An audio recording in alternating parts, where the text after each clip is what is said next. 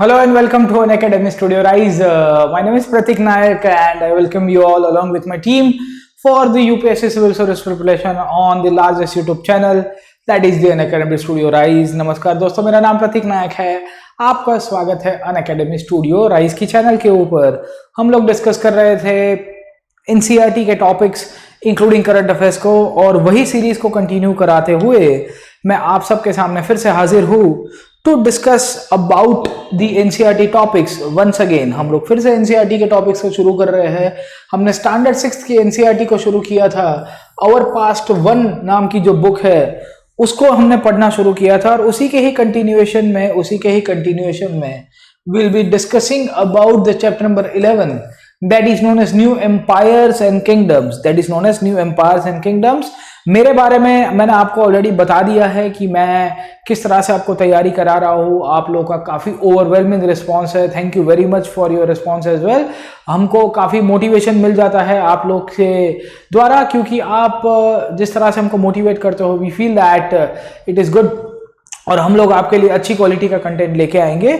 उसी के ही ध्यान में रखते हुए ये एनसीईआरटी सीरीज भी हमने शुरू की थी। We had already discussed certain number of chapters, हमने इसके बारे में ऑलरेडी डिस्कस कर लिया था। जो लोग मेरे साथ जुड़ना चाहते हैं, मैं प्लस के ऊपर भी पढ़ाता हूँ, अनअकैडमी प्लस के ऊपर आइए, मेरे कोर्सेज को ज्वाइन कीजिए। ऑल सब्जेक्ट्स का एक्सेस मिलेगा। मेरे जितने भी कोर्सेज होंगे वो सबको आप एक्सेस ले पाओगे once you join the Unacademy Plus. पूरे साल भर मैं पढ़ाता रहता हूँ, और मेरे अलावा जितने भी एजुकेटर्स हैं उन सब के लेक्चर्स भी आप देख पाओगे। ऐसा नहीं है कि खाली एक ही सब्जेक्ट देखना है। तो मोस्ट वेलकम। हिस्ट्री मैंने चालू कर दिया है, आप जितनी बार चाहो उतनी बार देख सकते हो ऑनलाइन के अंदर। मतलब जितनी बार आपने क्लिक किया, देखा, डाउनलोड किया, एवरीथिंग कैन बी देयर। और यही आपका एडवांटेज आपको ऑनलाइन प्लेटफॉर्म के अंदर रहेगा। चलो हम लोग शुरू करते हैं आज के सेशन को, और समझने की कोशिश करते हैं कि एंशिएंट इंडिया को कैसे हमने शुरू किया था। वंस अगेन मैं आपको टाइमलाइन के द्वारा ही समझाऊंगा, क्योंकि मेरा मानना यह है कि टाइमलाइन को जितना आप क्रोनोलॉजिकली समझोगे उतना ही आपके लिए बेनिफिशियल होगा for the longer run. Via understanding the timeline when we started in the previous classes, जब हमने प्रीवियस क्लासेस के अंदर शुरू किया था तो मैंने आपको बताया था कि हिस्ट्री को 2 पार्ट के अंदर हम लोग डिवाइड करते हैं। और जब 2 पार्ट के अंदर पढ़ा जाता है कि 0 जो टाइम है उसके पहले का टाइम था, उसे हम लोग बिफोर कॉमन एरा के रूप में पहचानते थे, और 0 के बाद वाला जो टाइम है उसे हम लोग क्या कहते हैं, उसे हम लोग कहते हैं कॉमन एरा के रूप में पहचानते हैं। तो we have discuss in the last class कि हिस्ट्री का ओरिजिन कैसे हुआ, कि किस तरह से स्टोन एज का ओरिजिन होता है। स्टोन एज के बाद हमने पढ़ने की कोशिश की थी कि किस तरह से इंडस वैली सिविलाइजेशन का ओरिजिन हुआ। इंडस वैली सिविलाइजेशन के बाद हमने पढ़ा था कि किस तरह से वैदिक एज का ओरिजिन हुआ। वैदिक एज के बाद जो लेटर वैदिक पीरियड आता है वो हमने पढ़ने की कोशिश की थी। उसके बाद हमने पढ़ने की कोशिश की थी महाजनपद को, और जब महाजनपद चल रहे थे बिफोर कॉमन एरा के टाइम पे, उस टाइम पे बुद्धिज्म और जैनिज्म का भी डेवलपमेंट हुआ था। उसके बाद हमने पढ़ने की कोशिश की थी जब मौर्यन एम्पायर पावर के ऊपर आया था, और मौर्य के बाद हमने पिछला क्लास पोस्ट मौर्य का पढ़ा था। ये इतना हमने टाइम फ्रेम के अंदर क्रोनोलॉजिकली पढ़ा था। स्टोन एज को 2 मिलियन ईयर्स अगो के पहले हमने पढ़ने की कोशिश की थी। उसके बाद 2700 BC के आसपास इंडस वैली पढ़ने की कोशिश की थी। उसके बाद 1500 के आसपास वैदिक एज और लेटर वैदिक एज 1000 के आसपास पढ़ा था। हमने ये भी देखा था कि महाजनपद 600 BC के आसपास उभर के आए, और उसी दौरान आपके बुद्धिज्म और जैनिज्म का भी डेवलपमेंट हुआ। इंक्लूडिंग मौर्यस पावर के ऊपर आते हैं अराउंड 325 BC के आसपास, और उसके बाद 185 BC से लेके करीबन मैं कहूंगा कि 300 या 200 CE तक जो पीरियड था, it was a period of political disintegration. And because of this political of disintegration we had discussed कि किस तरह से डिफरेंट डायनेस्टीज पावर के ऊपर आती है। और ये जितनी भी डायनेस्टीज थी इनको हमने पिछले क्लास के अंदर पढ़ा था, जैसे सातवाहन डायनेस्टी, जैसे कुषाण डायनेस्टी, जैसे संगम एज, अरिकामेडु, पुहार, ये सब जगहों के बारे में भी मैंने आपको पिछले क्लास के अंदर बता दिया था, हमने ऑलरेडी डिस्कस किया था। उसके बाद जो आज का सेशन है वो हम लोग 300 CE ऑनवर्ड से शुरू करेंगे, और 300 CE ऑनवर्ड से आपका इंडिया का क्या डेवलपमेंट चला उसको हम लोग देखेंगे। अराउंड 600 या 700 CE तक हमको ये चीजें मिलेगी। कब तक? तो आज का जो सेशन है वो ये 400 साल के अंदर हम लोग हिस्ट्री को डिवाइड करेंगे एंड ड्यूरिंग दिस पीरियड एक डायनेस्टी पावर के ऊपर आएगी जिसका नाम है Gupta age. The word dynasty emerge during the time of the Mahajanapada, ये मैंने आपको पिछले क्लास के अंदर पढ़ा दिया था। उसके बाद अगर आप देखोगे तो गुप्ता के डिक्लाइन के बाद हर्षवर्धन करके एक राजा पावर के ऊपर आता है। कहा जाता है कि हर्षवर्धन का कंटेम्पररी आपके चालुक्यस हुआ करते थे। ये चालुक्यस कर्नाटक में रूल करते थे और चालुक्यस के कंटेम्पररी डाउन साउथ आपको पल्लव डायनेस्टी मिलेगी। ये वही पल्लव है जिन्होंने महाबलीपुरम के अंदर अपनी जो शोर टेम्पल है और इंक्लूडिंग जो रथ टेम्पल्स है वो भी बनाए। ये गुप्ता का जो टाइम था, इसके दौरान बहुत सारे चाइनीज पिलग्रिम्स इंडिया के अंदर आते हैं और ये चाइनीज पिलग्रिम्स के अंतर्गत मैंने आपको पिछले क्लास के अंदर बताया था कि किस तरह से फाहियान जैसा इंसान आएगा। उसके बाद हर्षवर्धन के दौरान भी आपको चाइनीज पिलग्रिम्स मिलेंगे। सबसे पहले फाहियान आता है। उसके बाद देखोगे तो हर्षवर्धन के टाइम पे ज़ुआंगज़ैंग या ह्यूएनसांग आएगा। गेटिंग माय पॉइंट और नॉट? उसके बाद और भी लोग आने शुरू हो गए। कहते हैं कि गुप्ता का जो पीरियड था उस दौरान आपके इंडिया के अंदर टेम्पल बिल्डिंग्स की भी शुरुआत हो गई थी और प्रिसाइसली आपका जो वैष्णव भक्ति है, ये वैष्णव भक्ति का भी ओरिजिन इसी दौरान हो जाता है। अब भक्ति क्या है वो मैंने आपको पिछले क्लास के अंदर पढ़ा दिया था। आज का जो सेशन है वहां पे हम लोग डिस्कस करेंगे कि गुप्ता डायनेस्टी के कौन से इंपॉर्टेंट किंग्स थे, किस तरह से हर्षवर्धन पावर के ऊपर आया, किस तरह से चालुक्य डायनेस्टी और पल्लव डायनेस्टी पावर के ऊपर आई डाउन साउथ, इनका पॉलिटिकल स्ट्रक्चर क्या था, इनका इकोनॉमिक स्ट्रक्चर क्या था, इनकी सोसाइटी में किस किस तरह के चेंजेस हो रहे थे, किस तरह से लिटरेचर का डेवलपमेंट हुआ, ये सब कुछ टॉपिक्स हम लोग आज के सेशन के अंदर डिस्कस करेंगे। ठीक है, तो प्रीवियस क्लासेस के अंदर हमने जो वो टॉपिक्स डिस्कस कर लिए हैं उनको मैंने आपको थीम लाइन के हिसाब से बताया था कि जो पहले 2 चैप्टर है that is belonging to stone age in the book. उसके बाद अगर आप देखोगे तो ये जो है this is related to Indus valley civilisation. ये 5वां चैप्टर है वो वैदिक एज के साथ साथ और मेगालिथिक पीरियड को भी आपका दर्शाता है। चैप्टर नंबर 6 आपका महाजनपद की जानकारी देता है जो हमने ऑलरेडी पढ़ दिए थे। चैप्टर नंबर 7 बुद्धिज्म, जैनिज्म और इंक्लूडिंग उपनिषद के बारे में भी हमको बताएगा। चैप्टर नंबर 8 हमको अशोक के बारे में बताता है, Ashok, king Ashok. Chapter number 9 जो है वो पोस्ट मौर्यन डायनेस्टी के बारे में हमको बताता है और पोस्ट मौर्यन पीरियड में किस तरह से रिलीजन, इंपॉर्टेंट ट्रेडिंग डेवलपमेंट हुए उसकी जानकारी दिया। चैप्टर नंबर 11 जो है वो आपकी Gupta and post Gupta period के बारे में हमको जानकारी देगा। Gupta and the post Gupta period वो मैंने आपको ऑलरेडी बताया कि किस तरह से आगे चला और 300 सीई से लेके 700 सीई तक का जो पीरियड है उस दौरान किस प्रकार के चेंजेस हुए डायनेस्टिकली, पॉलिटिकली, इन सबको हम लोग ये चैप्टर के अंदर पढ़ेंगे। अब ये चैप्टर के अंदर अगर आप देखिए तो मैं आपको इंडेक्स से नाम पढ़ाने की कोशिश करूंगा। यहां पे शब्द लिखा गया है emperor, the word written is emperor. यहां पे भी अगर आप देखोगे तो फिर से एक शब्द लिखा गया है एम्पायर।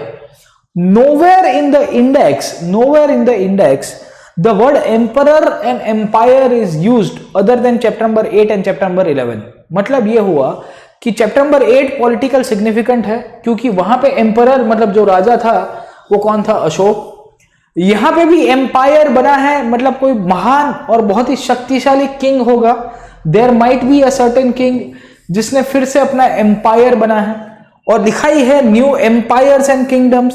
तो मतलब ये था कि पोस्ट मौर्यन इंडिया में जो आपका पॉलिटिकल डिसइंटीग्रेशन हुआ और जो अलग अलग डायनेस्टीज पावर के ऊपर आई, वो सब डायनेस्टीज धीरे धीरे करके अगर आप देखने की कोशिश करोगे तो अब चेंज हो जाएगी and once again you will see big empires will be formed. ये बिग एम्पायर्स के बारे में ही ये चैप्टर हमको जानकारी देता है और इसी को ही हम लोग आज के सेशन के अंदर पढ़ने की कोशिश करेंगे कि किस तरह से चैप्टर नंबर 11 जो है वो डिफरेंट डायनेस्टीज के बारे में हमको जानकारी देगा। ठीक है, तो you will find this chapter talks about the 3rd century CE onwards and once again the empire which was developed during the time of Ashok, वैसा ही कुछ एम्पायर बनना शुरू हो गया। कहा जाता है कि अशोक का साम्राज्य यहां तक था, ये गुप्तास का भी साम्राज्य, उनका भी जो एम्पायर था वो यहां तक रहता है। ये गुप्तास के बारे में हमको कौन जानकारी देता है? तो इंस्क्रिप्शन के बारे में हमको जानकारी मिलती है। इंस्क्रिप्शंस मैंने आपको बता दिए थे, हार्ड मेटल सरफेस के ऊपर कुछ लिखा जाता था। अशोक ने पिलर्स के रूप में बनाए थे, रॉक्स के रूप में बनाए थे, गुप्तास में भी मिलेंगे। इंक्लूडिंग गुप्ता डायनेस्टी का एक फेमस किंग है समुद्रगुप्त, उसके बारे में जानकारी मिलती है। समुद्रगुप्त की जो फैमिली है उसके बारे में जानकारी मिलती है। गुप्ता के बाद जो डायनेस्टी पावर के ऊपर आई नॉर्थ इंडिया में, जिसका नाम था हर्षवर्धन, उसके बारे में भी जानकारी मिलती है। हर्षवर्धन जब पावर के ऊपर था तो उसके कंटेम्पररी साउथ इंडिया के अंदर चालुक्य डायनेस्टी हुआ करती थी। If you can see the map, ये चालुक्य डायनेस्टी है। और उन्हीं के ही कंटेम्पररी और साउथ में चले जाओगे तो महाबलीपुरम और कांची के अंदर पल्लव डायनेस्टी रहा करती थी, इसकी भी जानकारी मिलती है। यहाँ पे किस तरह से लोग रहा करते थे, इनका लिटरेचर क्या था, इनकी पॉलिटिकल स्ट्रक्चर क्या थी, ये सब के बारे में all this things are being known to us via understanding the chapter number 11 that is known as new empires and kingdoms. ठीक है, तो बेटा इतना पॉइंट आपको पहले तो पता होना चाहिए कि किस तरह से पॉलिटिकल चेंजेस हुए। तो अगर आप देखोगे तो पिछले क्लास के अंदर ये जो चालुक्य डायनेस्टी थी वो बहुत लेट पावर के ऊपर आती है। ये गुप्तास कैसे पावर के ऊपर आए? तो गुप्तास पावर के ऊपर आए अराउंड 320 सीई के आसपास। कब आता है बेटा? 320 सीई के आसपास, 320 के आसपास का टाइम था, तब ये गुप्ता डायनेस्टी पावर के ऊपर आएगी। और कहा जाता है कि समुद्रगुप्त जो है ये गुप्ता डायनेस्टी में पीछे आने वाला राजा था, बट उसने अशोक के जैसा एक अपना बड़ा एम्पायर बनाया।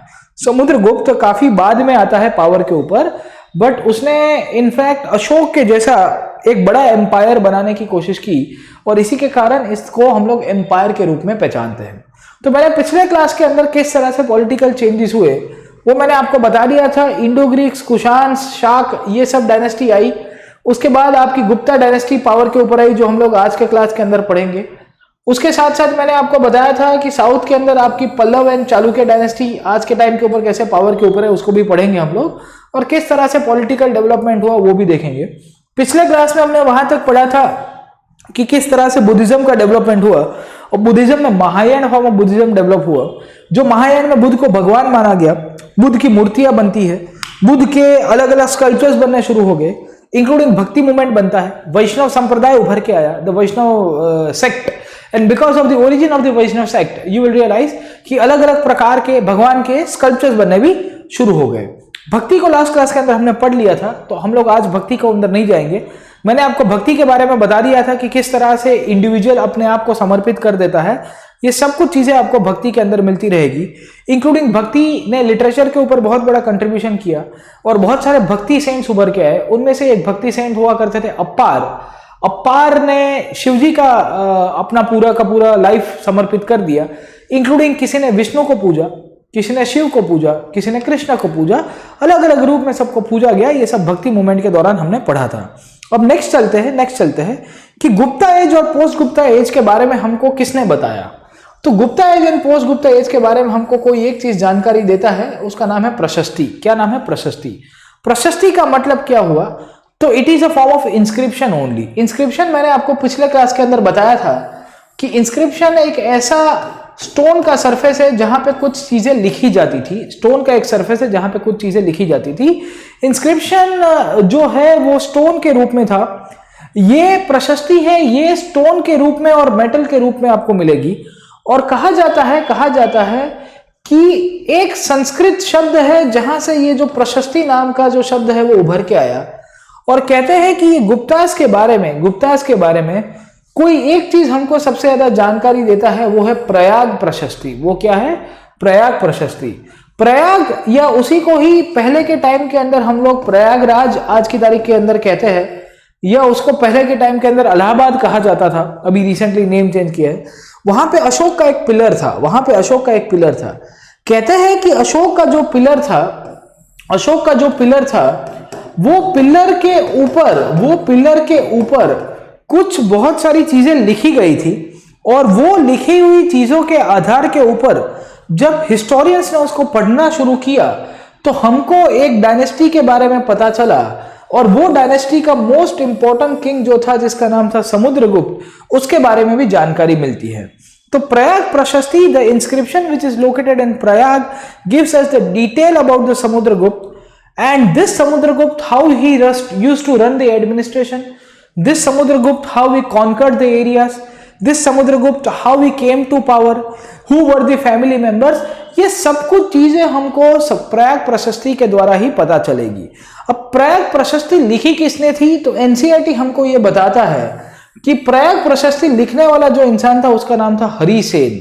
अब हु वाज हरिसेन, तो Harisen was a court poet. वो समुद्रगुप्त करके जो राजा था उसकी कोर्ट के अंदर बैठने वाला एक कविराज था, ही वॉज अ पोएट, और उसने समुद्रगुप्त की फैमिली मेंबर्स, समुद्रगुप्त की मिलिट्री कॉन्क्वेस्ट, समुद्रगुप्त कैसे पावर के ऊपर आया, समुद्रगुप्त ने किस तरह से अलग अलग एरियाज को कॉन्कर किया, इन सब के बारे में हमको जानकारी दी है। ठीक है, तो if you try to understand, जब हम लोग इसको पढ़ते हैं तो समुद्रगुप्त के बारे में हमको बहुत सारी चीजें मिलती रहती हैं। यू विल सी कि प्रयाग प्रशस्ति का इंपॉर्टेंस क्या है, कि यह बहुत ही लंबी प्रशस्ति है, बहुत ही लंबी प्रशस्ति है, और प्रिसाइसली इसने समुद्रगुप्त के बारे में हमको जानकारी दी और बताया कि राजा कैसा हुआ करता था। जैसे कहा कि राजा एक योद्धा था, ही वॉज अ वॉरियर। जैसे कहा गया कि राजा ने बहुत सारी विक्ट्रीज हासिल की थी, he won many battles, including कहते हैं कि राजा के कोर्ट में बहुत सारे कविराज तो बैठते थे, but the king himself was a very good poet, he was a learn poet. Including ये कहता है कि राजा हमारा भगवान का स्वरूप था। राजा कैसा था, भगवान का स्वरूप था। यू विल रियलाइज कि समुद्रगुप्त द वॉरियर जो है वैसी एक प्रशस्ति लिखी गई है, और इलाहाबाद के अंदर जो प्रयाग के अंदर जो पिलर आया हुआ है, ये पिलर के ऊपर ही ये सब चीजें लिखी गई थी, याद रखिएगा। And it is said precisely कि समुद्रगुप्त को कहा गया है कि ये एक ऐसा इंसान था जिसके शरीर के ऊपर बहुत सारे कट्स थे। क्यों कट्स है, क्योंकि इसने बहुत सारी फाइट किया था, बट ये योद्धा के रूप में था, और इसी के कारण इसको महान कहा गया है by Harisen. By the way, Samudragupta को यूरोपियन हिस्टोरियंस ने नेपोलियन भी कहा है। अब आप समझने की कोशिश करो कि नेपोलियन कब हुआ करता था, तो ही केम इन द 19th सेंचुरी, मतलब वो 1790s के बाद पावर के ऊपर आता है। 18th और 19th सेंचुरी के बीच की पार्ट है। समुद्रगुप्त की जब हम लोग बात करते हैं, when we try to understand the case of Samudragupta, तो समुद्रगुप्त तो बहुत पहले हुआ करता था, आपका 4th 5th सेंचुरी के बीच वाला पीरियड था।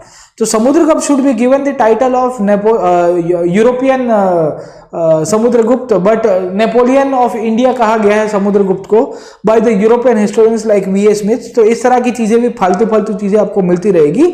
आपको पहला पॉइंट पता होना चाहिए कि ये क्या था, ये राजा क्या था। अब if you can see this map, ये प्रयाग के अंदर मिला हुआ पत्थर समुद्रगुप्त की विक्ट्रीज के बारे में हमको जानकारी देता है, और कहा गया है कि via the victories which were achieved by Samudragupta, ये प्रयाग की प्रशस्ति हमको जानकारी देती है कि the areas which are shaded in the green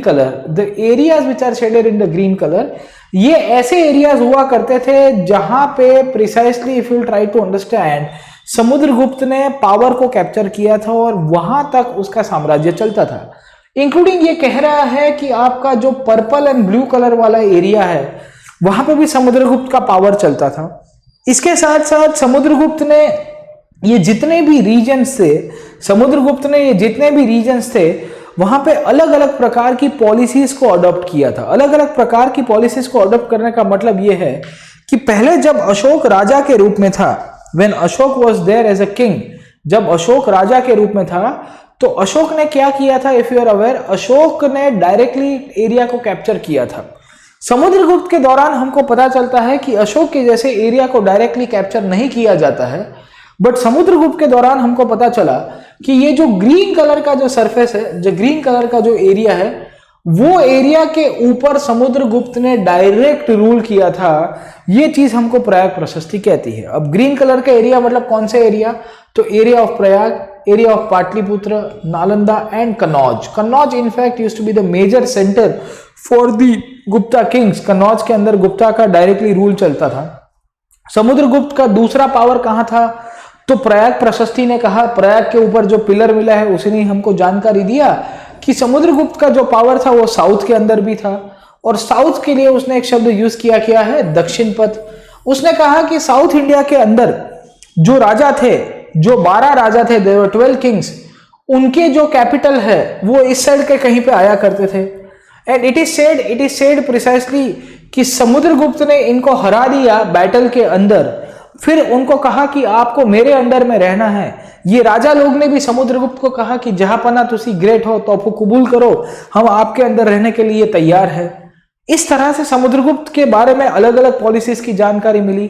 दक्षिण पथ के अंदर अलग पॉलिसी, आर्यवर्त जो उसका ग्रीन कलर का रीजन है जहां पे वो डायरेक्टली रूल किया करता था, वहां पे कोई राजा को नहीं छोड़ा अपने अंडर। गेटिंग माय पॉइंट और नॉट? उसके साथ साथ if you can see this purple shade, तो इसके बारे में हमको समुद्रगुप्त की प्रशस्ति ही बताती है कि यहाँ के जो राजा थे जो आउटर एरियाज के थे, वो राजा प्रिसाइसली समुद्रगुप्त को अपना तोहफा भेजते थे। They used to send the tribute in the form of material, tribute in the form of man, including ये राजा समुद्रगुप्त का ऑर्डर भी मानते थे, क्योंकि समुद्रगुप्त ने उनको ऑर्डर लिख दिया कि भाई तुमको ये करने का है, तो समुद्रगुप्त के ऑर्डर को उनको फॉलो करना पड़ता था। इंक्लूडिंग ये राजा ऐसे हुआ करते थे जो समुद्रगुप्त का कोर्ट भी अटेंड किया करते थे। कोर्ट अटेंड करने का मतलब ये होता है कि समुद्रगुप्त उनको बुलाता था कि आओ कभी हवेली पे, बोले आओ दरबार के अंदर बैठने के लिए। तो ये जितने भी राजा लोग हैं वो सब समुद्रगुप्त को मिलने भी जाते थे। तो यू कैन इमेजिन कि एक ऐसा राजा जो इतने सारे एरिया को कैप्चर करके रखा है, ये छोटी मोटी बात थोड़ी थी। इंक्लूडिंग कहा गया है कि जो आउटर रीजन्स मतलब आज का जो पाकिस्तान अफगानिस्तान वाला जो रीजन है, जहां पे एक टाइम के ऊपर आपके कुषाण और शाका रूलर हुआ करते थे, इंक्लूडिंग श्रीलंका जैसे प्रदेश है। इफ यू कैन सी श्रीलंका, तो श्रीलंका यहां पे मिलता है। कहा जाता है कि श्रीलंका आज का पाकिस्तान अफगानिस्तान वाला जो रीजन है, वहां पे जितने भी राजा थे, वहां पे जितने भी प्रिंस हुआ करते थे, उन सब ने भी समुद्रगुप्त के साथ अच्छे रिलेशंस एस्टैब्लिश किए। उन्होंने भी समुद्रगुप्त को अपना जो मैट्रिमोनियल रिलेशंस था वो भी डेवलप कराने की कोशिश की, और अपनी बेटियों की शादी यहाँ इंडिया के अंदर समुद्रगुप्त का जो पावर था वहां तक कराते हैं। ये सब चीज़ें हमको पता चलती है, और इसके आधार के ऊपर, ये सब चीज़ें के द्वारा और ये सब चीज़ों के आधार के ऊपर हमको एक ही चीज़ों की लाक्षणिकता मिलती है। We get only one thing, and that one thing is what? That one thing is how when we try to understand this case कि Samudragupta was so much powerful, और उसने जो एम्पायर एक्सपांड किया, इसके लिए बहुत सारे यूरोपियन हिस्टोरियंस उसको कहते हैं Napoleon of India, but it should be the other case around, क्योंकि नेपोलियन बाद में आया था, समुद्रगुप्त पहले हो गया था। ये बुक के द्वारा हमको एक और चीज पता चली कि उज्जैन का इंपॉर्टेंस अभी भी रहा है, और प्रयाग का इंपॉर्टेंस और कन्नौज का इंपॉर्टेंस अब बढ़ जाएगा। तो उज्जैन आपका, मैंने पिछले चैप्टर्स के अंदर पढ़ाया था कि उज्जैन और तक्षशिला बहुत ही इंपॉर्टेंट सेंटर हुआ करते थे। आज की तारीख में भी अगर आप देखोगे तो प्रयाग के अंदर जब समुद्रगुप्त का पावर आया, कन्नौज वाले रीजन में समुद्रगुप्त का पावर आया, तो प्रयाग वाले रीजन में भी आपका समुद्रगुप्त, और उज्जैन वाले रीजन में भी समुद्रगुप्त का इंपॉर्टेंस रहता ही है। गेटिंग माय पॉइंट और नॉट? अब दूसरी इंपॉर्टेंट पॉइंट हमको प्रयाग प्रशस्ति क्या बताती है? तो प्रयाग प्रशस्ति ने हमको पहला चीज ये बताया कि समुद्रगुप्त की ये राजाओं के प्रति पॉलिसी क्या थी। दूसरा पॉइंट, प्रयाग का इंस्क्रिप्शन हमको क्या बताता है? तो प्रयाग का इंस्क्रिप्शन हमको समुद्रगुप्त की फैमिली बताता है। अब समुद्रगुप्त की फैमिली कैसे चलती है, तो उसको पहले मैं आपको समझा देता हूं via a flow chart. If you try to understand Samudragupta के जो ग्रेट ग्रैंडफादर्स हुआ करते थे, ग्रेट ग्रैंडफादर्स या मैं कहूंगा ग्रैंडफादर्स, वो ग्रैंडफादर्स के बारे में हमको पता चलता है। उसके बाद समुद्रगुप्त के फादर के बारे में पता चलता है। उसके बाद समुद्रगुप्त खुद आता है, और उसके बाद वाली जो जनरेशन है वो हमको प्रयाग प्रशस्ति के बारे में जानकारी नहीं देगी। समुद्रगुप्त के पीछे या समुद्रगुप्त के बाद जो राजा आते हैं उनके बारे में जानकारी हमको कॉइन्स के द्वारा मिलती है। किसके द्वारा मिलती है? कॉइन्स के द्वारा। समुद्रगुप्त और उसके आगे की जानकारी है, उसके पहले की जो डिटेल्स है, before Samudragupta and during the period of Samudragupta, that we will get by the Prayag Prashasti और द प्रयाग इंस्क्रिप्शन, या उसी को ही हम लोग इलाहाबाद इंस्क्रिप्शन के रूप में भी पहचानते हैं, जो संस्कृत के अंदर लिखा गया था। ये प्रशस्ति के द्वारा हमको पता चला कि समुद्रगुप्त के फादर का नाम क्या था, और समुद्रगुप्त के फादर का नाम था चंद्रगुप्त, ऐसी भी हमको जानकारी मिलती है। Including if you try to understand, ये चंद्रगुप्त ने शादी किया था एक लिच्छावी प्रिंसेस के साथ। किसके साथ? लिच्छावी प्रिंसेस के साथ। अब लिच्छावी कौन हुआ करते थे? तो पिछला क्लास अगर आपको याद होगा तो मैंने आपको पढ़ाया था, लिच्छावीज वर द वंश जिनका एक गण संघ हुआ करता था। वज्जी नाम का स्टेट था, अगर आपको याद होगा, the state of Vajji was ruled by the Licchavis. Getting my point? So you will realise कि आपको प्रयाग प्रशस्ति के द्वारा यह भी मिलेगा। प्रयाग प्रशस्ति में हमको यह भी जानकारी मिलती है कि उसके ग्रैंडफादर और उसके जो ग्रेट ग्रैंडफादर थे, इन्होंने किस तरह से उसकी डायनेस्टी की एस्टैब्लिशमेंट की। अब यहां पे इनका नाम नहीं लिखा है, पर अगर आपको पूछा जाए तो उसके ग्रैंडफादर और ग्रेट ग्रैंडफादर कौन थे, मतलब दादा और परदादा, तो दो राजा थे, श्रीगुप्त और दूसरे का नाम था घटोत्कच गुप्त। ये दोनों के दोनों समुद्रगुप्त की डायनेस्टी के ग्रेट ग्रैंडफादर्स और ग्रैंडफादर्स में से थे। कहते हैं कि इन लोगों ने टाइटल अज्यूम किया था महाराज, इन्होंने टाइटल अज्यूम किया था महाराज, बट चंद्रगुप्त वन तक आते आते जो समुद्रगुप्त का फादर था उसने इनफैक्ट टाइटल अज्यूम किया महाराजा धीराज। क्या टाइटल अज्यूम किया? महाराजा धीराज। और वो टाइटल उसके बाद समुद्रगुप्त की लाइफ में भी चलता रहा। समुद्रगुप्त एज अ किंग बहुत ही पावरफुल था। समुद्रगुप्त ने प्रयाग की प्रशस्ति बनाई। समुद्रगुप्त ने पूरी डायनेस्टी को कंटिन्यू किया, इंक्लूडिंग उसने किस तरह से अपनी मदर के बारे में बताया, तो मैंने आपको ऑलरेडी बता दिया कि उसकी मदर का नाम था कुमार देवी। शी बिलोंग टू लिच्छावी गण संघ। और इस तरह से समुद्रगुप्त के बारे में हमको और की जानकारी मिलती है। मैंने आपको बताया कि समुद्रगुप्त की जो आगे की डायनेस्टी है, आगे की जो डायनेस्टी है, उसकी जानकारी हमको किसके द्वारा मिला जाता है? तो उसकी डायनेस्टी हमको कॉइन्स के द्वारा पता चलती है। और समुद्रगुप्त का जब मृत्यु हुआ, समुद्रगुप्त का मृत्यु हुआ, तो उसके बाद जो नेक्स्ट किंग पावर के ऊपर आता है उसका नाम क्या था? तो उसका नाम था बेसिकली चंद्रगुप्त टू। क्या नाम था? Chandragupta two. So you will realise कि सबसे पहला राजा श्री घटोत्कच गुप्त, चंद्रगुप्त वन, समुद्रगुप्त, उसके बाद चंद्रगुप्त टू, इन दोनों ने बहुत सारे कॉइन्स इश्यू किए। ये कॉइन्स ज्यादातर अगर आप देखोगे तो गोल्ड कॉइन्स हुआ करते थे। और यहां से ही हमको पता चलता है कि इन्होंने जितने भी गोल्ड कॉइन्स इश्यू किए हैं, ये गोल्ड कॉइन्स के द्वारा इनकी जो पावर थी ये भी पता चलती है, including Chandragupta two, Samudragupta two. इन दोनों ने जो गोल्ड कॉइन्स इश्यू किए, ये गोल्ड कॉइन्स की खासियत थी। जैसे अगर आप देख रहे हो, ये गोल्ड कॉइन बिलोंग करता है समुद्रगुप्त के टाइम के ही, और समुद्रगुप्त का खुद का यहाँ पे चेहरा दिख रहा है आपको। ये गोल्ड कॉइन के अंदर समुद्रगुप्त एट टाइम्स अगर आप देखोगे तो वीणा प्ले करता हुआ दिखता है आपको। दैट मीन्स कि Samudragupta was aware about music, Veena play कर रहा था। वीणा इज ए इंस्ट्रूमेंट, अगर आपको पता होगा, म्यूजिकल इंस्ट्रूमेंट। ओ या पता है कि नहीं पता आपको? यू विल ऑल्सो फाइंड कि ये गोल्ड कॉइन्स का जो सर्कुलेशन होता था, ये गोल्ड कॉइन्स दूर दराज के विस्तार में मिले हैं। So when we find the gold coins in the far off areas, ये चीज भी दर्शाता है कि किस तरह से समुद्रगुप्त का जो एम्पायर था वो बढ़ता है। गेटिंग माय पॉइंट और नॉट? समुद्रगुप्त के बाद वाला जो राजा आया उसके दौरान भी आपके गोल्ड कॉइन्स चालू रहे। और ये जो राजा था चंद्रगुप्त टू, उसके दौरान अगर आप देखोगे तो कालिदास जैसे लोग और आर्यभट्ट जैसे लोग भी उसकी कोर्ट में बैठा करते थे। अब Aryabhata, Kalidasa, including there were many other kings precisely, जो मेनी अदर पीपल जो चंद्रगुप्त टू में बैठा करते थे। और चंद्रगुप्त टू इतना पावरफुल था तो उसने अपने आप को विक्रमादित्य का टाइटल भी दिया। याद रखेगा कि कौन से राजा ने विक्रमादित्य का टाइटल दिया? It was Chandragupta two. ये चंद्रगुप्त टू अपने आप को विक्रमादित्य कहता है। उसकी कोर्ट में 9 नमूने बैठते थे, इसके लिए उसको नवरत्न कहते हैं। क्या कहते हैं? नवरत्न। अब ये नवरत्न कौन कौन थे उनको मैं अभी नहीं पढ़ा रहा हूं, क्योंकि आपकी एनसीईआरटी में नहीं दिया हुआ है। जैसे अपग्रेड चलेंगे तो मैं आपको उसके ऊपर कराऊंगा, आप पहले इसको समझ लीजिए। Getting my point? तो इस तरह से चंद्रगुप्त टू की डायनेस्टी आई। चंद्रगुप्त टू के बाद अगर आप देखोगे तो नेक्स्ट किंग आएगा आपका कुमारगुप्त। कौन आएगा? कुमारगुप्त। ये कुमारगुप्त के दौरान, during the period of Kumaragupta only, Nalanda was established. याद रखिएगा, नालंदा वाज एस्टैब्लिश्ड। और कहा जाता है कि कुमारगुप्त के बाद लास्ट राजा आया स्कंदगुप्त, और स्कंदगुप्त के बाद जो आपकी डायनेस्टी चली उसके बाद इनका डिक्लाइन हो गया। समझे आप लोग? अब इंपॉर्टेंट क्या है कि चंद्रगुप्त वन जो समुद्रगुप्त का फादर था, उसके दौरान वो फाहियान आता है। फाहियान के बारे में मैंने आपको पिछले क्लास के अंदर बताया था। वो चाइना से आता है, और वो चाइना से आता है and he will try to learn about Buddha. He will visit different places which are mentioned in the life of Buddha। ये सब चीजें भी हमको जानकारी मिलती है। तो इस तरह से गुप्ता डायनेस्टी जो है, इस तरह से गुप्ता डायनेस्टी है ये गुप्ता डायनेस्टी के बारे में हमको अलग अलग सोर्सेज के द्वारा पता चला।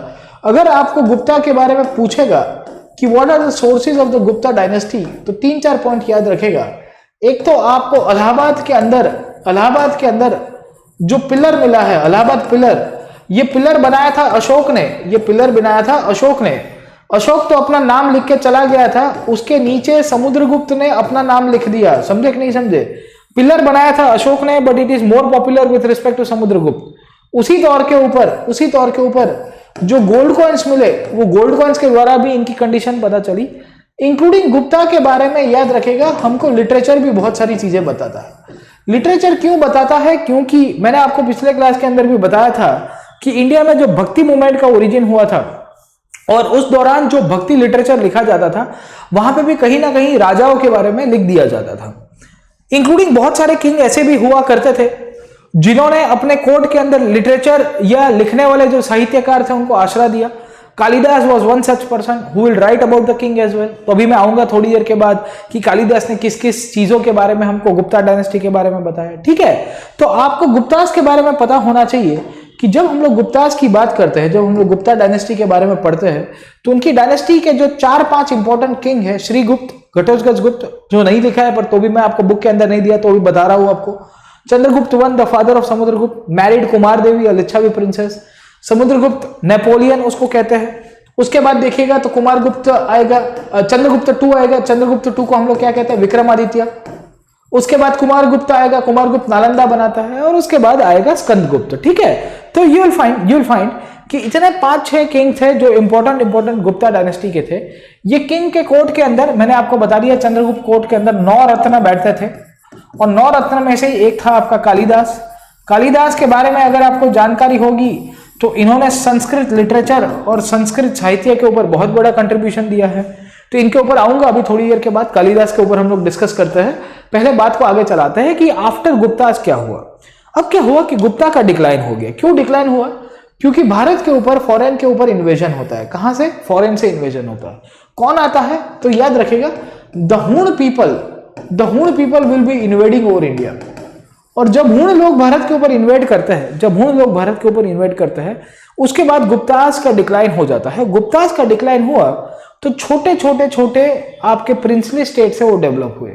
गुप्तास के बाद थानेसर नाम की एक जगह है, वहां पे एक राजा पावर के ऊपर आया जिसका नाम है हर्षवर्धन। और कहते हैं कि हर्षवर्धन इवेंचुअली कन्नौज के ऊपर अपना जो कैपिटल है वो शिफ्ट कर देगा after the Gupta dynasties decline. जब गुप्तास का पतन हुआ उसके बाद हर्षवर्धन पावर के ऊपर आया, जो नॉर्थ इंडिया के ऊपर सबसे मोस्ट पावरफुल किंग के रूप में उभर के आएगा। ठीक है, अब कहानी ये है कि हर्षवर्धन कैसे पावर के ऊपर आया, ये चीज हमको ये बुक दर्शाती है। हर्षवर्धन के बारे में बोला जाता है कि he was not the first king of his dynasty. कहते हैं कि उसके फादर यहाँ पे थानेसर के ऊपर रूल किया करते थे, और हर्षवर्धन की जो सिस्टर है उसकी शादी कन्नौज में किया गया था। His sister was married to Kannauj. अब कहा जाता है कि कन्नौज में उनकी सिस्टर, उनके जो जीजाजी थे, मतलब जो वहां के राजा थे, वो वहां पे रहते थे। और उस दौरान बंगाल नाम का जो स्टेट था, वहां से एक राजा ने कन्नौज के ऊपर आक्रमण कर दिया। So when Kannauj was attacked, Harshvardhan के फादर और हर्षवर्धन के जो ब्रदर है, इन दोनों ने अपनी बहन को और अपने जो उसके हस्बैंड थे उसको बचाने की कोशिश की। बट कहा जाता है कि उन दोनों का डेथ हो गया। Both his father and his brother died. और इसके कारण छोटा सा हर्षवर्धन जो 17 ईयर्स की एज में था, वो डिसाइड करता है कि पापा का, भाई का, बहन का, जीजाजी का, सबका बदला लेगा तेरा हर्षवर्धन। समझे? तो इस तरह से हर्षवर्धन पावर के ऊपर आया। हर्षवर्धन ने डिसाइड किया कि भाई अपने भी एक बहुत बड़ा एम्पायर बनाएंगे, and this is one of the reason eventually वो कन्नौज के ऊपर अपना कैपिटल शिफ्ट करता है। और उसके बाद once again he will try to regain the glory of the Gupta kings, जो गुप्ता के हमने अभी थोड़ी देर पहले पढ़ लिया। समझे आप लोग? तो हर्षवर्धन के बारे में हमको कौन कौन चीजें पता चलती है। हर्षवर्धन के बारे में याद रखेगा कि उसका मेन सोर्स ऑफ हिस्ट्री है वो है हर्षचरिता। कौन सी किताब है? Harshacharita. Harshacharita was a book which was written by इस poet called as Bana Bhatt. किसने लिखा था? बाण भट्ट। जैसे मैंने आपको बताया हरिसेन करके एक इंसान था, और हरिसेन करके जो इंसान थे इन्होंने समुद्रगुप्त के बारे में लिखा, उसी तौर के ऊपर हर्षवर्धन के बारे में किसने लिखा? बाण भट्ट ने।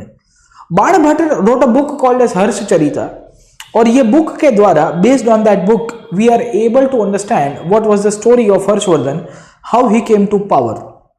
अब कहानी ये चलती है कि हर्षवर्धन की जो लाइफस्टाइल थी, हर्षवर्धन की जो फैमिली लाइफ थी, हर्षवर्धन के अंदर किस तरह से एडमिनिस्ट्रेशन चलता था, इन सब की जानकारी हमको ये बाण भट्ट की जो बुक है हर्षचरिता वो देती है।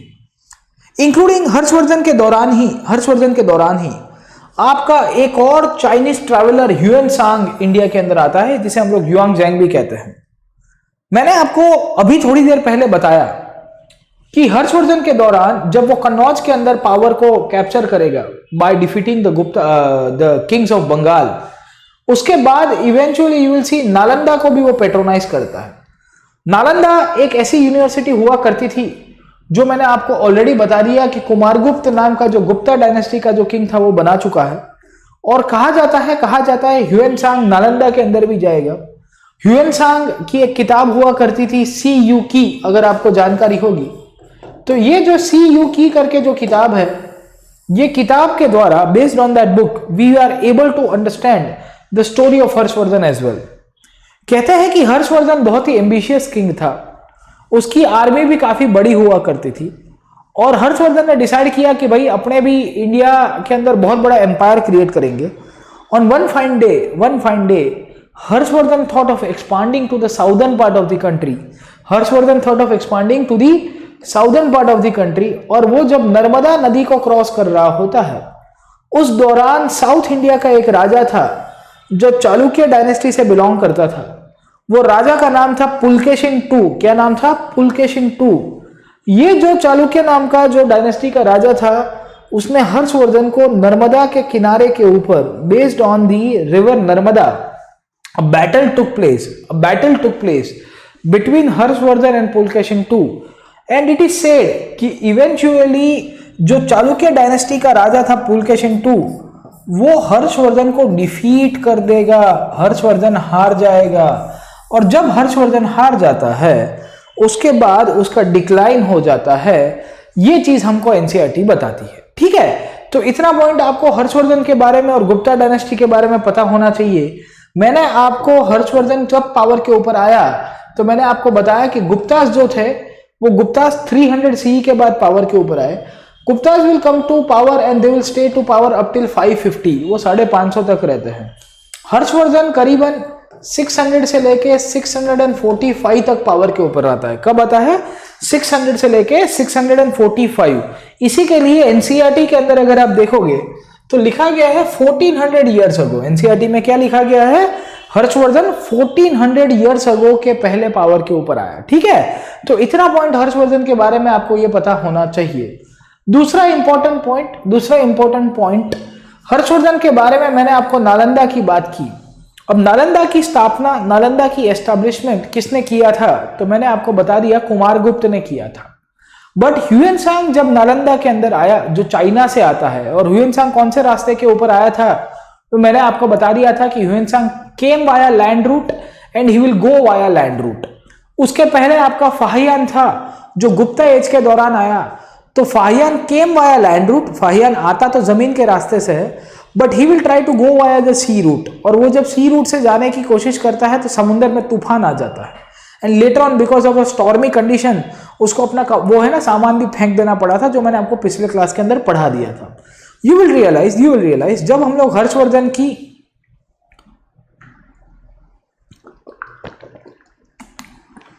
और हर्षचरिता की बात करते हैं, जब हम लोग हर्षवर्धन की और हर्षचरिता की बात करते हैं तो यहाँ दो तीन चीजें हमको पता चलती है। यहाँ सबसे पहले नालंदा के बारे में ह्यूएन सांग बताता है कि नालंदा एक यूनिवर्सिटी के रूप में कैसे बनी, नालंदा को यूनिवर्सिटी में कैसे पेट्रोनेट दिया जाता था, वहां किस तरह के स्टूडेंट्स आते थे। ह्यूएन सांग वहां तक कहता है प्रिसाइसली कि यहाँ पे हर एक इंसान को रूल्स फॉलो करना पड़ता है। इसके साथ साथ डिस्कशंस होते हैं रिगार्डिंग द रिलीजन, इसके साथ साथ अगर आप देखने की कोशिश करोगे कि जो जो नए एंट्रेंट्स, जो जो लोग यहाँ पे नालंदा के अंदर एंटर करने की कोशिश करते हैं, वहां पे एक गेट कीपर हुआ करता था, एक चौकीदार हुआ करता था। वो चौकीदार कहा जाता है कि उनको क्वेश्चन पूछता था कि भाई तुम क्यों आए हो, कहां से आए हो, क्या काम करने आए हो। ये सब चीजें हमको नालंदा के बारे में पता चलती है और कहते हैं कि Nalanda became one of the major places for development during the period of Harshavardhana only. याद रखेगा, नालंदा का डेवलपमेंट हर्षवर्धन के दौरान ही होता है। ठीक है, अब बात आगे चली कि हर्षवर्धन के बारे में ह्यूएन ने तो हमको बताया। ह्यूएन के साथ साथ बाणभट्ट ने हर्षचरिता के अंदर बहुत सारी चीजें लिखी है। जैसे बाणभट्ट हर्षवर्धन की आर्मी के बारे में लिखता है। अब बाणभट्ट लिखता है कि हर्षवर्धन की आर्मी कैसे चलती थी, उसके बारे में उसने कहा that the king travelled with enormous amount of equipment, कि राजा बहुत शस्त्र लेके चलता था। Apart from weapons there were things such as daily use items like furniture, rabbits, vegetables, spices, बहुत सारी चीजें। इसके साथ साथ उसने ये भी कहा कि जब आर्मी चलती थी तो आगे पीछे आपकी बारात भी चलती थी। बारात चलने का मतलब ये हुआ कि लोग इनफैक्ट वो है ना ढोल नगेरा बज के चलाया करते थे। अब ये चीज मेगास्थनीज भी लिखता है जब उसने चंद्रगुप्त मौर्य के बारे में बताया था कि जब राजा चलता था तो है ना सैलाब आ जाता था। ये भी चीज हमको पता चलती है। इसके साथ साथ ये भी कहता है कि आर्मी जहां जहां से जाती थी तो गांव वाले उनका स्वागत करते थे और गांव वाले उनको गिफ्ट चलाते थे in the form of gur, the jaggery, the curd, the flowers, खाना पीना भी देते थे। और कहते हैं कि जहां जहां आर्मी का कोई कहा नहीं मानता था तो आर्मी उनको डिस्ट्रॉय भी कर देती थी। गेटिंग माय पॉइंट और नॉट? यू विल रियलाइज कि हाथी के बारे में भी हमको बताया चला है।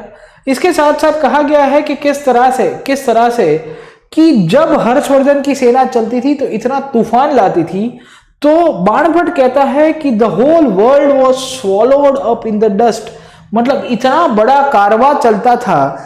और ये सब चीजें हमको पता चलती है कि हर्षवर्धन कितना पावरफुल राजा होगा। दिक्कत ये हो गई कि हर्षवर्धन की पिटाई हो जाती है, वो हार जाता है at the hand of a king called as Pulakeshin II, जो चालुक्यन डायनेस्टी का था। ठीक है, अब इतना पॉइंट बेटा आपको समझ में आया। अब हम लोग साउथ की हिस्ट्री के ऊपर जाते हैं। हर्षवर्धन और गुप्ता हमने ऑलरेडी पढ़ लिया है। उनके डाउन साउथ दो डायनेस्टीज थी, एक तो आपकी चालुक्य डायनेस्टी और दूसरी डायनेस्टी कौन सी थी? पल्लव डायनेस्टी। उसके बारे में बता देता हूं। पल्लव डायनेस्टी जो कांची के अंदर रूल करती थी। चालुक्य डायनेस्टी उनका मेन कैपिटल हुआ करता था एहोल या ऐहोल भी कहते हैं हम लोग। अब इनकी खासियत क्या है कि both were contemporaries of each other, और ये दोनों के दोनों एक दूसरे के साथ फाइट किया करते थे।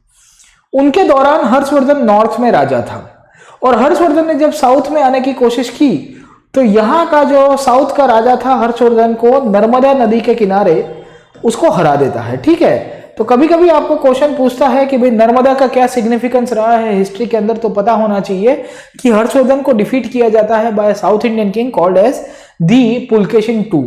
ये पुलकेशिन II आज का चालुक्य डायनेस्टी का राजा था और कहा जाता है प्रिसाइसली कि उसने बहुत सारे विस्तार के ऊपर अपना पावर को कैप्चर भी किया था, इंक्लूडिंग उनके ही कंटेम्पररी पल्लव डायनेस्टी के राजा हुआ करते थे।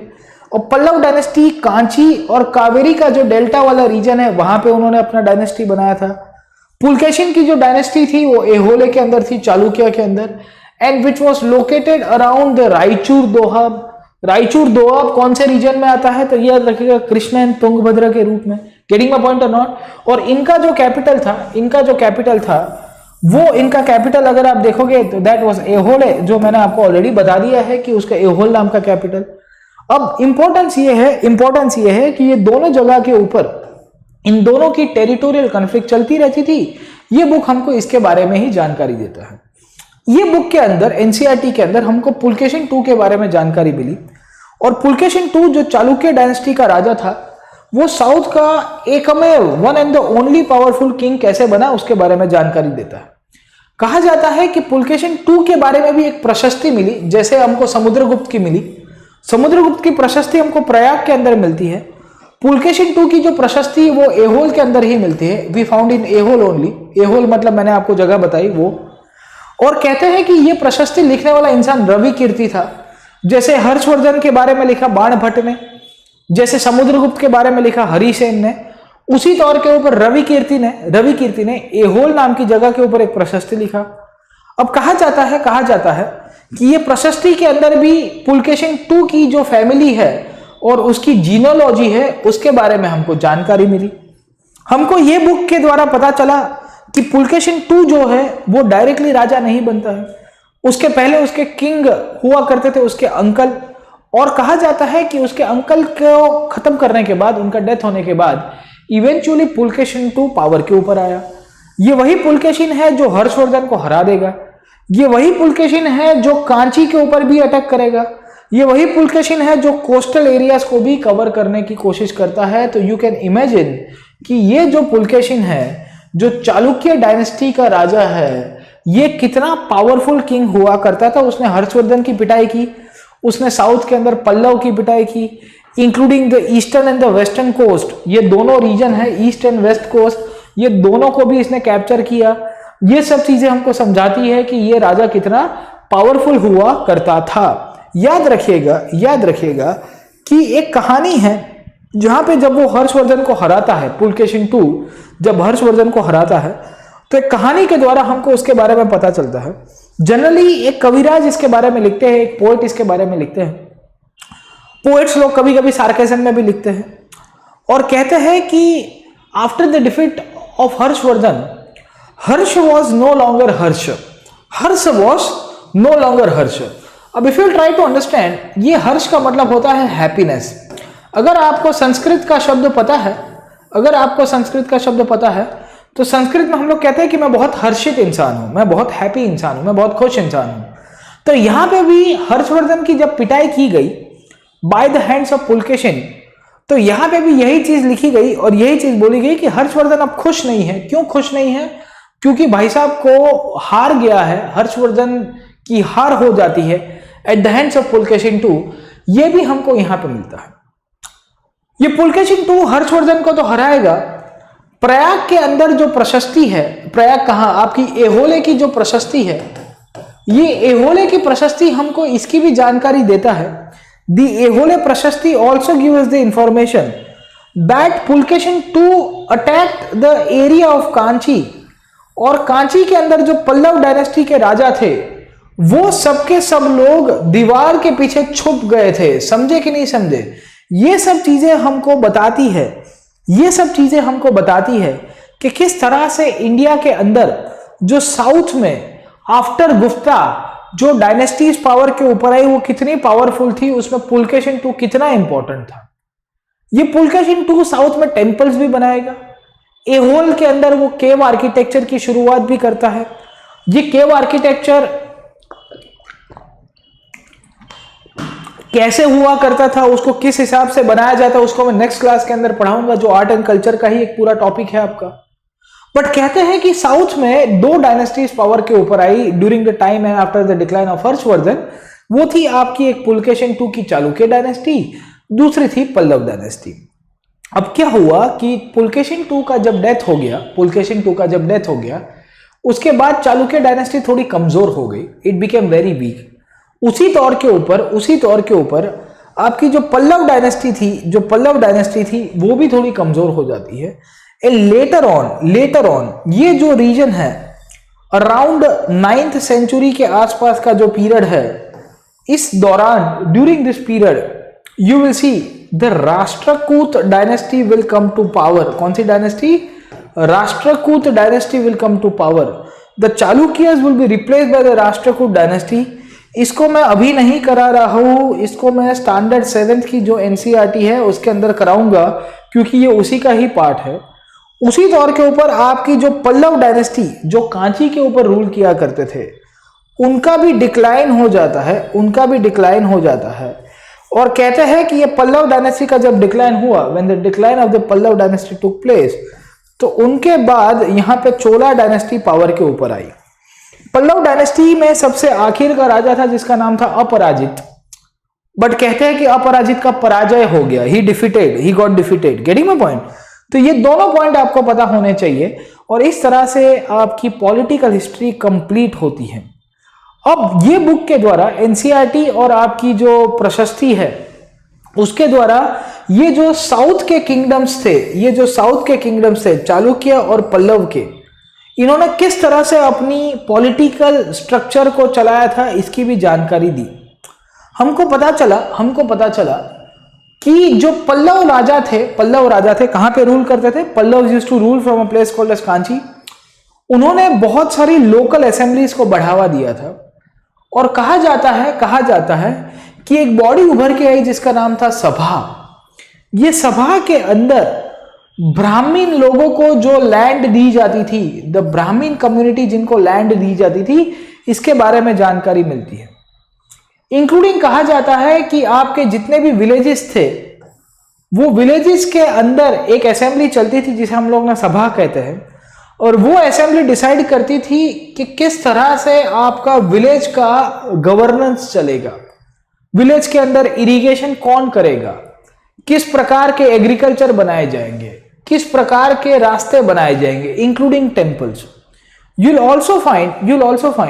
ऑल्सो कम टू नो कि एक और बॉडी हुआ करती थी जिसे हम लोग कहते हैं उर एक ऐसी बॉडी थी जहां पे ब्राह्मण लोगों को जमीन नहीं दी जाती थी, बट कॉमन विलेज असेंबली के द्वारा विलेजेस का गवर्नेंस होता था। मतलब यह है कि गांवों के अंदर उस टाइम पे पंचायत जैसी बॉडीज उभर के आ गई थी बाय द पल्लव डायनेस्टी। ये भी हमको पल्लवों की जो प्रशस्ति है कांची की, उसके द्वारा पता चलता है। ये डायनेस्टी हमको एक और कीवर्ड के बारे में बताता है जिसका नाम है नगरम, और कहते हैं कि नगरम एक ऐसा ऑर्गेनाइजेशन था जहां पे व्यापारी लोग काम करते थे। नॉर्थ इंडिया में इसे हम लोग श्रेणी कहते हैं, जो मैंने आपको पिछले क्लास के अंदर पढ़ा दिया था। यू विल फाइंड कि ये जो नगरम नाम की बॉडी थी जहां पे बिजनेसमैन, मर्चेंट्स, जो पावरफुल लोग हैं, वो चैम्बर ऑफ कॉमर्स जैसी बॉडी बना के पूरा का पूरा गवर्नेंस करते थे अर्बन एरियाज का। तो इस तरह से आपकी जो साउथ इंडियन किंगडम्स है उसकी पॉलिटिकल स्ट्रक्चर अब नए प्रकार की उभर के आई, which will be continued in the Chola dynasty as well. Getting my point? अब प्रश्न आता है कि आपके जो नॉर्थ के किंग्स हो गए, साउथ के किंग्स हो गए, उन्होंने अपने किंगडम को कैसे चलाया है? तो पहले के टाइम के अंदर मैंने आपको ऑलरेडी बता दिया कि राजा अपने किंगडम को लैंड रेवेन्यू के द्वारा चलाता था in the form of taxes. But by this period you will realise अब राजा थोड़ा कमजोर हो गया था। By the period of Harshavardhan the king became very weak, और जब राजा कमजोर हुआ, when the king became very weak, eventually you will see कि उन्होंने कुछ लोगों की मदद लेनी शुरू कर दी who were powerful persons. Powerful persons का मतलब यह होता है कि राजा जब कमजोर हुआ, when the king became very week, उसके बाद उसके अंदर के जो फ्यूडल लॉर्ड्स है वो राजा को मदद करने लग गए इन the form of army, in the form of economy, in the form of society, और इसी के कारण राजा इनके ऊपर अब ज्यादा डिपेंडेंट हो जाता है। After the death of Chandragupta, याद रखेगा जो चंद्रगुप्त टू करके जो मैंने राजा बताया, उसके बाद अगर आप देखने की कोशिश करोगे हर्षवर्धन, चालुक्य, पल्लव डायनेस्टी तक आते आते आपके राजा कमजोर हो गए। And when the king became very weak, the feudal lords came to power. कुछ फ्यूडल लॉर्ड्स अपने आप को किंग बना देते हैं, समझे कि नहीं समझे? दूसरी इंपॉर्टेंट पॉइंट आपको गुप्ता एज के दौरान पता चलती है कि आपके जो किंगडम्स का एडमिनिस्ट्रेशन चलता था, वहां पे जो ऑफिशियल्स आते थे उनकी पोस्टिंग अब हेरिडेटरी हो जाती है। पिछले क्लास के अंदर मैंने आपको पढ़ाया था कि अर्थशास्त्र के अंदर अपॉइंटमेंट ऑफ द ऑफिशियल्स के बारे में भी लिखा गया था, और अर्थशास्त्र में कौटिल्य कहता था कि आपके ऑफिशियल्स की अपॉइंटमेंट कैसे होनी चाहिए, by some kind of merit. अब बोला जाता है कि हेरिडेटरी अपॉइंटमेंट होगी, इंक्लूडिंग यू विल रियलाइज कि बहुत सारी मल्टीपल पोजीशंस के ऊपर एक ही इंसान दिखेगा। जैसे हरिसेन के बारे में अगर आप देखोगे तो एनसीईआरटी ने हमको बताया कि पहले के टाइम के अंदर जो मेरिट बेस आपकी रिक्रूटमेंट होती थी, आमत्यस कहते थे, जो मौर्यन एडमिनिस्ट्रेटिव सर्विसेज के ऑफिशियल्स थे, उसकी जगह अब बाप अगर अधिकारी है तो उसका बेटा गवर्नमेंट ऑफिशियल बनेगा, ये कंफर्म हो जाता है bye the period of Gupta. कभी कभी पावर सेंट्रलाइज हुआ इन द ऑफिशियल्स, क्योंकि एक ही ऑफिशियल्स अलग अलग प्रकार की पोजीशन के ऊपर था। जैसे Harisen used to be a poet, उसने प्रयाग प्रशस्ति लिखी। Harisen was also be a chief judicial official. Harisen was also Kumaramatya. Harisen was also Sandhivigrahika, that means the minister for peace and war. मतलब क्या हुआ कि एक से ज्यादा पोजीशन के ऊपर एक ही इंसान को जब आप अपॉइंट करते हो, तो ये जितने भी लोग हैं, जब राजा कमजोर होगा तो अपने आप को इंडिपेंडेंट कर देंगे, जो हमको गुप्ता एज के दौरान पता चलता है। You will also find during the period of Gupta age only, we'll also see different administrative structure coming up. जैसे कि अगर आप देखोगे तो हर एक सिटी के अंदर एक चीफ बैंकर उभर के आया। ये चीफ बैंकर को हम लोग नगर श्रेष्ठी कहते हैं। उसी तौर के ऊपर आपका ट्रेडिंग जब बढ़ता है, तो ट्रेडिंग के अंदर जो कारवा मतलब कॉन्वॉय में चलने वाले लोगों को या उनका जो लीडर था उसको सार्थवह कहा गया।